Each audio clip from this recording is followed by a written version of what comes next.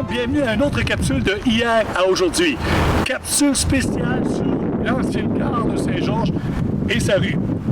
Invité, M. Pascal Caron. Bonjour, M. Caron. Bonjour, M. Lessard. M. Caron, ça va bien? Et vous?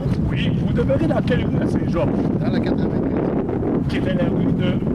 De la meunerie Père Lessard et de la gare, l'ancienne gare. C'était l'arrivée du train et puis c'était la première rue, la rue principale, là, après l'arrivée du train. Le train arrivait de par là. Exactement, oui. Et d'ailleurs, on voit les photos à l'écran qui nous présentent des anciennes gares qui ont été malheureusement démolies. Oui, effectivement. Donc, on va descendre et vous allez nous conter l'histoire de la rue. Un petit peu ce que j'ai su, ce que j'ai appris d'une oreille et de l'autre, des vieilles personnes, des personnes qui ont resté dans la rue. On va essayer de compter un petit peu l'histoire de ça. Et avant, on va regarder un petit reportage qui a été fait avec Mme Rodrigue, qui demeure dans la rue depuis 75 ans. C'est le premier train qui est arrivé ici à Saint-Georges-Station. Il appelait ça Saint-Georges-Station dans le temps. Alors, ça avait attiré beaucoup de monde pour voir parce que c'était la première fois qu'il montait un train. Là. Ça, c'était nouveau pour le temps. Maintenant, ici, c'est le monsieur Hormidas Morissette, le propriétaire de l'hôtel dans la rue. Il y avait une petite hôtel, assez grande, je te dirais qu'il y avait 5-6 chambres à louer. C'était un monsieur, puis lui, il était taxi.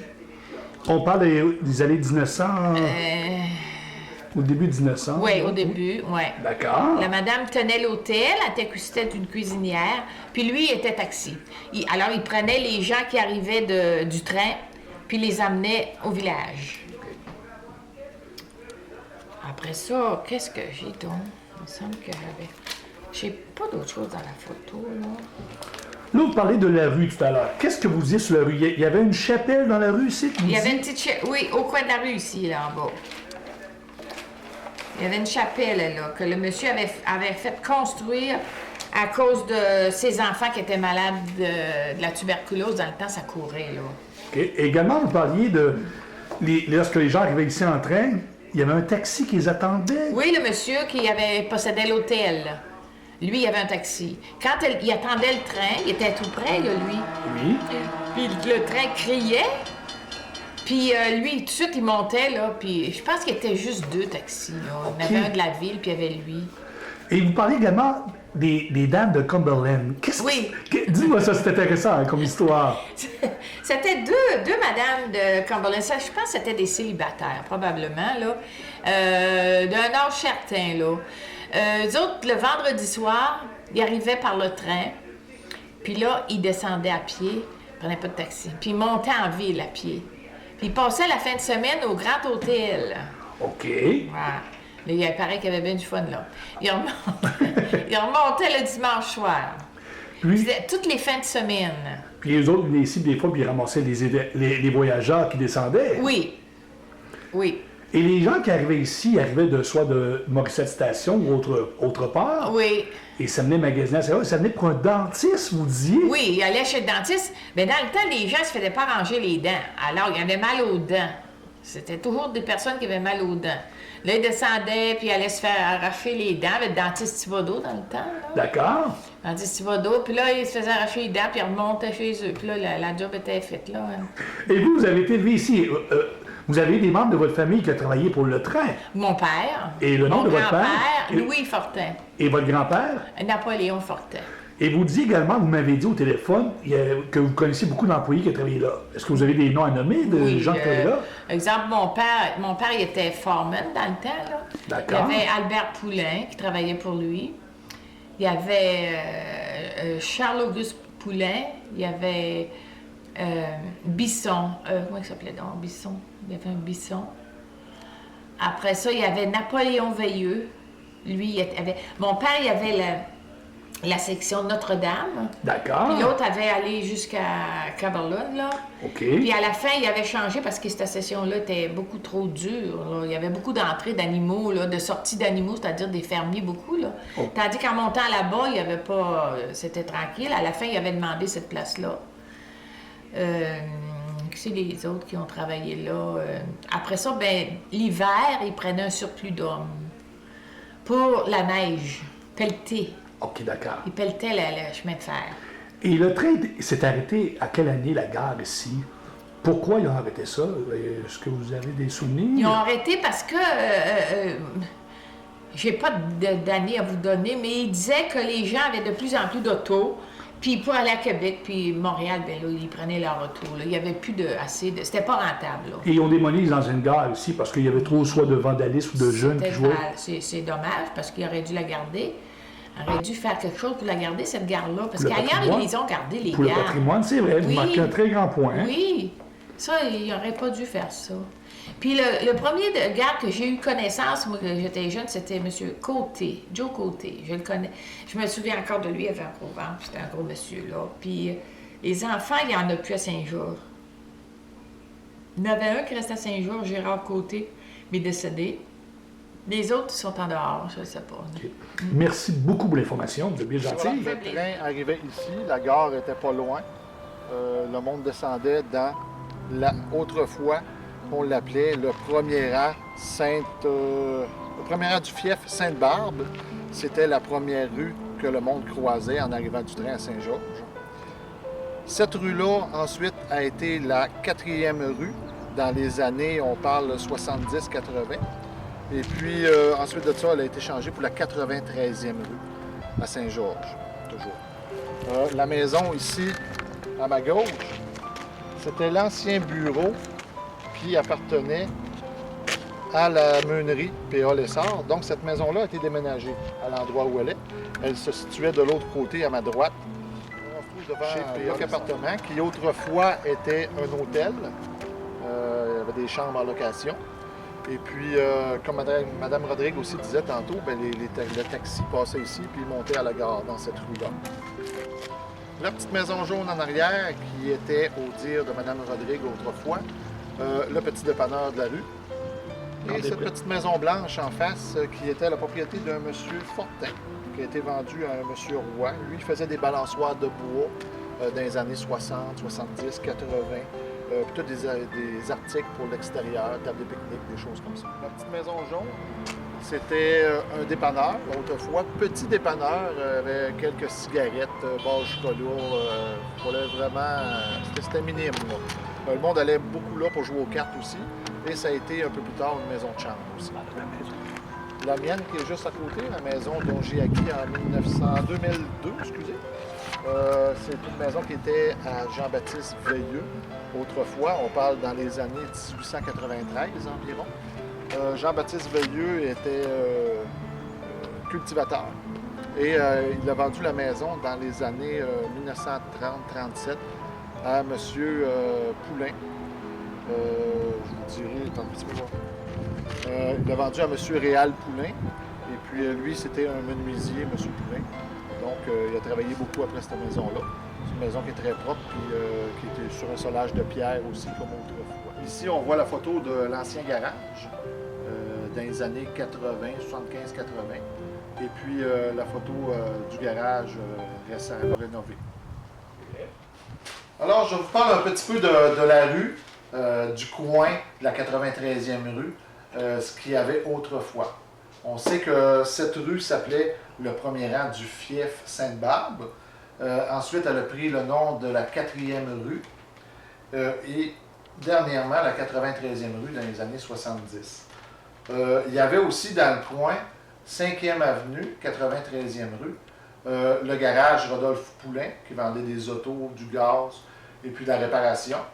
Il y avait aussi les matelas Beauceron, qui était pas loin au coin de la 94e rue et de la 5e avenue. Et il y avait aussi une petite épicerie qui s'appelait l'épicerie Eugène Morin, qui était anciennement en arrière de Nicole Mathieu Sport. L'épicerie Eugène Morin sur la 5e avenue, en arrière de Nicole Mathieu Sport autrefois, dans les années 60, 55-60, qui a commencé. Et puis, à dire aussi qu'il y avait la 95e rue à côté qui s'appelait le premier rang du fief Cumberland. Ça, c'est la rue du parc industriel. La 90e rue n'existait pas dans ce temps-là. C'était les petites rues ici, la 91, 93, la 94 et la 95. Autrefois aussi, il y avait le pont de la Famine qui traversait sur une petite île. Il y avait deux îles, autrement dit, parce que la rivière Famine était divisée en deux et elle a été remplie. Ce qui fait aujourd'hui la 5e avenue qui s'en va dans le parc industriel. à partir du pont de la Famine. Cette partie a été remplie. Et puis le pont de la Famine aussi, on l'a tassé, on l'a mis un peu de côté pour faire le boulevard Lacroix.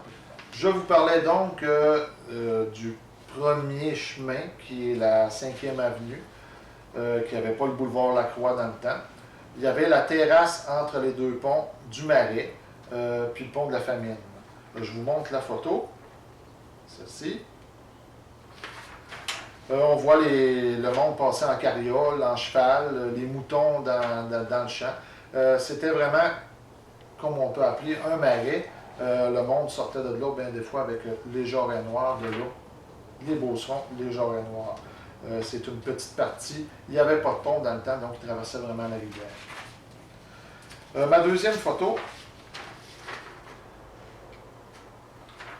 Cette photo nous montre un peu, on ne voit pas le fameux marais, mais on voit l'évolution des maisons et le début de la 5e avenue. On voit même le petit enclos où que le monde passait pour arriver sur la 5e avenue entre les maisons. L'autre photo, c'est le rang Saint-Pierre de la Famine, qui est la 95e rue. C'est une photo qui date de 1915. On voit les carrioles, on voit le monde qui se promène à pied dans le secteur. Et puis, il y a toujours les poteaux électriques qui sont arrivés en 1915. Autre photo, celle-ci est de 1958, avec le vieux pont de la rivière Famine. On voit le vieux pont de la rivière Famine, on voit la 91e rue, la 93, la 94 et la 95e rue qui montaient vers le golfe. Et puis on voit les maisons qui ont été autrefois très près du pont, ainsi que la rivière Chaudière qui se divisait en deux parties, formant un île, ça a été tout rempli. Et puis aussi la rivière Famine, on voit qu'elle était divisée en deux, et on peut voir le vieux tracé de la rivière qui est aujourd'hui la 5e avenue.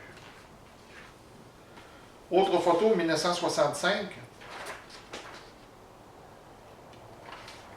Il n'y a pas beaucoup de changements comparé à 1958. Il y a toujours la meunerie qui est là. Et puis, on voit encore la 5e avenue qui servait, comme on pourrait dire, de boulevard. Et le boulevard Lacroix est venu le remplacer par après, un peu plus tard. Et pour vous parler aussi du rôle de perception, j'ai des petites feuilles ici qui montrent le rôle de perception de la ville pour l'année 1893, pour ma maison que j'ai achetée, dont j'ai fait l'acquisition en 2002. On voit l'ancien propriétaire Jean-Baptiste Veilleux. En 1893, il avait 38 ans. Il est né en 1855. Et on voit sur certains rôles de 1900 aussi, qu'il était toujours propriétaire de la maison et du terrain, et un peu ce qu'il pouvait payer comme taxe jusqu'en 1000. J'ai la photo de la maison au 665 93e rue. C'est une photo qui date de 1915. Ça m'a été donné par un monsieur Poulain qui a demeuré ici. C'est une maison qui a l'air quasiment en ruine. Les poteaux sont encore d'origine. Quand j'ai acheté la maison, il y avait toujours les fenêtres en haut qui étaient d'origine. C'est une maison en déclin de bois. Et puis, c'est sûr qu'on l'a recouvert de vinyle avec le temps. La cheminée ici a été changée de place aussi. Et il y a déjà eu un feu dans cette maison à cause d'une petite étincelle qui est arrivée des voisins. Le bardeau de cèdre avait pris en feu, donc une partie du toit s'était défait. Je ne peux pas savoir en quelle année, mais ça fait partie de son histoire. J'ai une autre photo de 1965 environ. On voit, comme Mme Rodrigue disait, la petite chapelle qui a été construite en arrière de chez eux. On voit aussi ma maison avec le garage, le terrain et le jardin en arrière. On voit aussi les anciens matelas Beauceron qui sont dans un gros édifice de briques. En 1980, autre photo de la maison. Tout en déclin de bois, blanc, les portes ont été changées.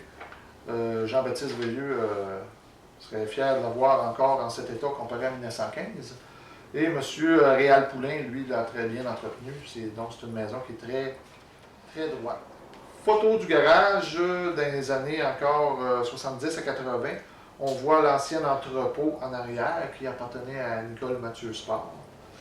Entrepôt qui est démoli, puis maintenant c'est les constructions et Mont-Poulet. Cette maison, je sais qu'autrefois, les enfants venaient jouer beaucoup ici parce que la cour servait de patinoire l'hiver. Donc c'était une place où les enfants venaient beaucoup s'attrouper. Les personnes allaient jouer beaucoup au chemin de fer, les enfants. Ils allaient pêcher au lac du Couvent des Sœurs. Ça allait pêcher là, puis ça sortait du petit poisson à cachette. Et puis ça s'amusait beaucoup sur le bord de la traque de chemin de fer, puis dans les rues. Mais ici, c'était vraiment l'attraction d'hiver pour la patinoire. Donc cette maison, qui est plus que centenaire, qui est quand même très droite, nous autres, ça nous fait, moi, ma conjointe et les enfants, une très belle place pour y vivre. On est très fiers de ça. Et l'histoire de la maison, on a bien aimé ça aussi de l'apprendre. On en apprend tout le temps et c'est très important. C'est ça l'histoire de notre petite maison. Et notre petite... Monsieur Caron, merci beaucoup d'avoir partagé ces souvenirs avec nous. Ce fut fort intéressant. Et merci beaucoup aux gens d'avoir participé à cette vidéo. Partagez cette vidéo avec vos amis, ils vont adorer. Faites comme M. Caron, vous avez l'histoire, vous avez des documents importants, vous connaissez l'histoire de votre résidence ou votre quartier. Communiquez avec moi. Merci beaucoup. Merci.